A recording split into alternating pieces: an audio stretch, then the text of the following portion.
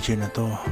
Samahan niyo ako mag-relax, magtanggal ng kaboringan at ipakita sa inyo kung anong ginagawa ko dito sa Linh Times Time Thuy, Vietnam. So ano pang iniintay niyo? Tara, lakad tayo. Yeah!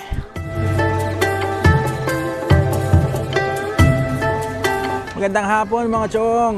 Ayan, mag-vlog ako. Wala akong magawa sa kwarto eh. Maganda pag-usapan natin. Paano nga ba labanan ng kaboringan? Actually, hindi ko rin alam eh. Ito yung ginagawa ko. Kaya lakad-lakad ako dito. Siguro, para malabanan ko yung kaboringan, ituro ko na lang kayo dito sa pinagtatrabahuhan ko. Thanh Thuy Province sa Bao Dien Phu to, sa Northern Vietnam. May layo to sa Kabiasnan. Wala masyadong ganap yan. So, kung medyo naboboring ako, ganito lang ginagawa ko. Naglalakad-lakad.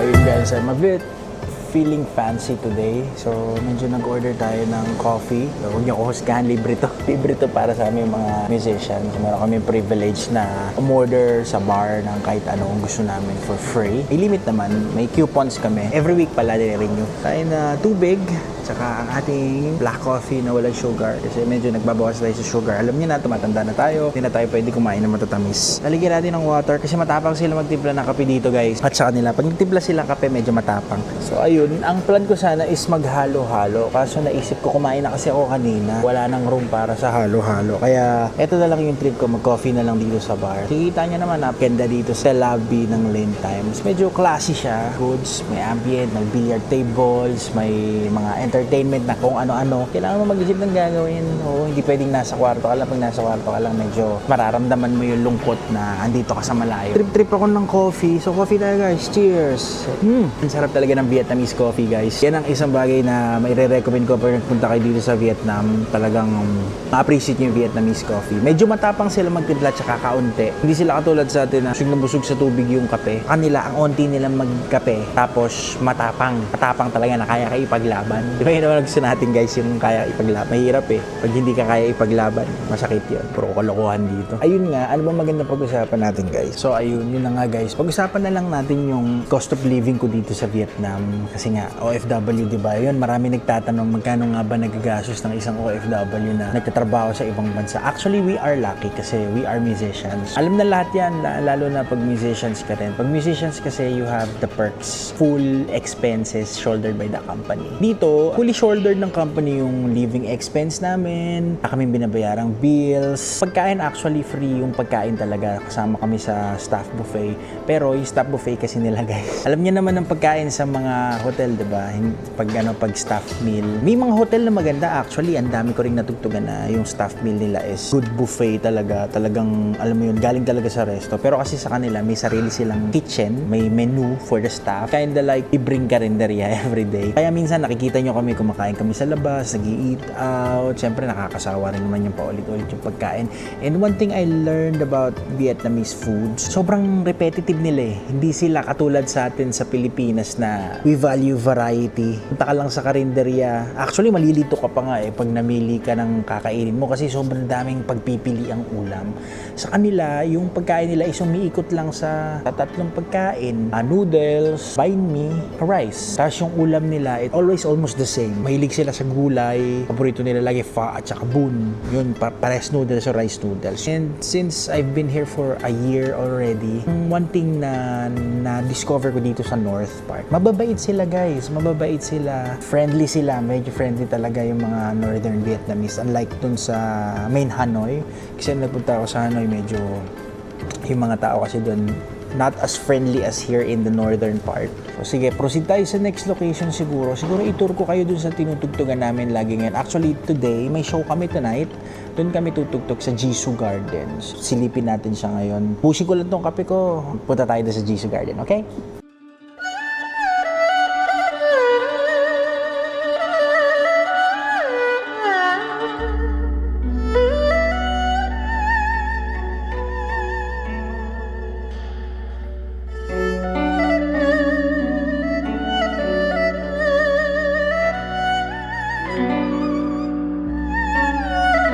So ayan guys, welcome sa Jisoo Garden. So dito naman ako maghahasik ng lagim. Magre-relax lang ako. Nakita nyo, napakaganda ng lugar, napakaganda ng ambience, napakaganda ng staff. Lahat dito maganda. Maganda naman tong place na to. Actually, this is a gold place dito sa province kasi walang ganito dito masyado eh. So ito lang yung place na may ganito dito. Ayan, ganito lang ang buhay ko dito.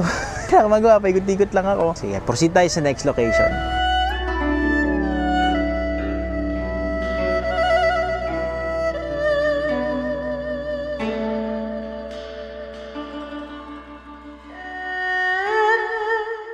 Hi guys, nandito ako sa paborito kong lugar dito. This is called the Walking Street. Alam niyo naman kasi pag naririnig namin mga lalaki yung walking street, ginaganahan yung buong katawan namin. Kasi alam naman natin yung ibig sabihin ng walking street, lalo na sa Thailand. Tumira ako sa Thailand ng couple.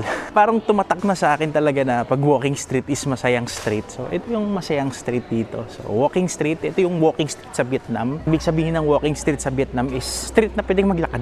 Yun lang. Medyo malayo-layo na yung nilakad ko. Pinakita ko naman sa inyo kung ano yung mga magagandang places dito. Actually, maganda dito sa walking street. Hindi ko alam, may vibe siya na nakakatuwa, nakakalibang. Proceed tayo sa last location natin, yung tinatawag naming food street.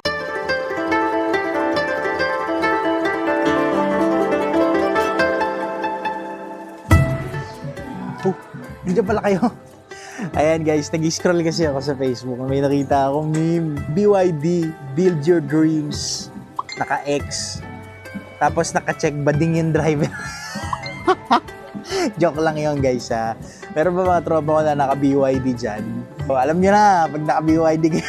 Dito ako ngayon sa food street. Dito ko tatapusin yung aking vlog. Magkakape ulit ako guys. Baka meme magano na ako yung banayad coffee. Ayan, natripan ko lang ulit magkape.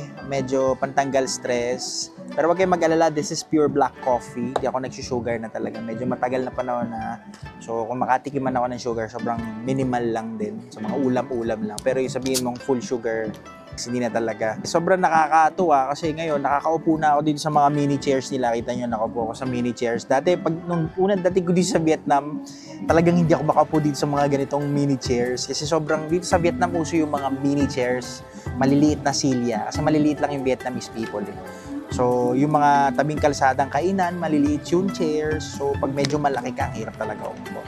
So, nothing na hindi sinasabi ng maraming tao or hindi ina-accept ng maraming tao. Pag wala kang ginagawa at wala kang kausap, magti-trigger talaga siya ng mga intrusive thoughts. So, mas maganda na may ginagawa ka at naglilibang ka sa sarili mo para hindi mo maisip yung mga bagay na hindi mo dapat talaga naiisip. So, ito yung nakita kong outlet. I'm gonna drink my coffee. Actually, yung mga animals dito sobrang friendly. Nakita niyo yung mga isda kanina, tinatapatan ko sila ng camera, nalapit pa sa camera. Kasi yung mga tao dito, they know how to respect. Ayan, hindi sila yung katulad sa atin sa Pilipinas, mga bata, pag nakakita ng hayop, pitataboy, may gagawin hindi maganda. Kaya yung mga tourist spot dito or yung mga nature attraction talaga, sobrang higpit nila guys. Hindi sila, alam mo yun, hindi nila pinapabayaan. Naalala ko one time nagpunta kami dun sa Bavi. Siguro soon i-include ko yung sa vlog ko. Soon. Umakyat kami dun sa taas ng Bavi. Talagang inaalagaan nila. May toll gate pa nga sa baba para sure na hindi matampered yung hindi matampered yung mga natures na inaalagaan nila. So ito, magkakapit tayo sa food street. Wala lang, gusto ko lang mag-relax, chill lang, palipas. Pero I'm so happy guys kasi nakaupo na ako sa Vietnamese chair. Isa sa malaking achievement to. Dito talaga ako kasya dito. Nung dumating ako dito, hindi ako kasya dito. Pag tinry ko umupo, masisira yung silya. Ngayon, I'm comfy here. Nakaupo ako dito sa mga Vietnamese chair na maliliit. So ayun guys, gusto ko kayong pasalamatan sa panonood ditong video. At thank you sa inyo kasi sinamahan nyo ako dito sa panahong bored ako. Kasi medyo busy yung partner ko today at medyo may recognition sa school.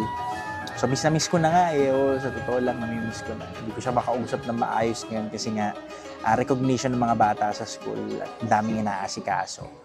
So, ginawa ko, naglibot-libot na lang ako dito para iwas intrusive thoughts din. Tapos, isip na lang ako ng mga gagandang bagay.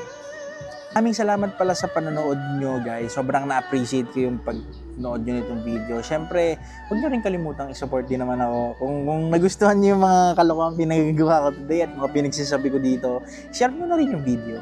Wala namang masama mag-share, di ba? Sa dami ng friends natin sa Facebook, kung kahit kalahati lang nun, mag-like and mag-share, guys, aaseso tayong lahat. Sana tulungan tayo.